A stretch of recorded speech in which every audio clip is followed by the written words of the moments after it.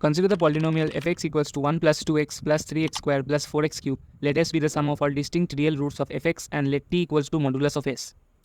We have already found out that the root, that is s lies between minus 3 by 4 comma minus half. We are given in the question that t equals to modulus of s.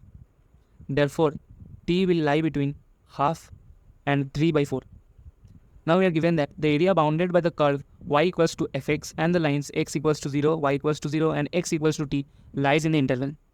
The function is fx is given as 4x cube plus 3x square plus 2x plus 1. If we need to find the area of this function, we need to integrate this. So I can say that, and let this be the area function, okay.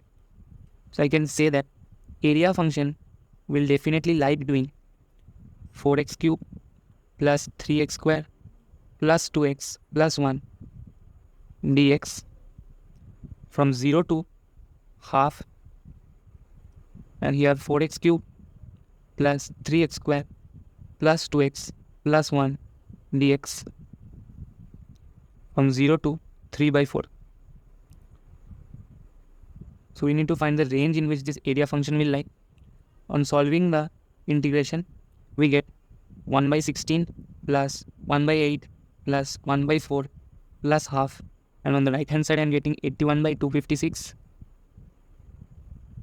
plus 27 by 64 plus 9 by 16 plus 3 by 4.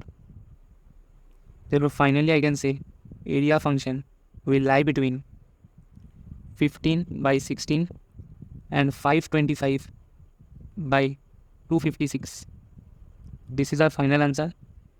Going to the options, 15 by 16 and 525 by 256. So we can see that the left hand side can be 3 by 4 and the right hand side is definitely less than 3.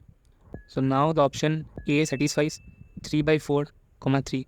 So the area lies between 3 by 4 comma 3. A is the right answer to this question.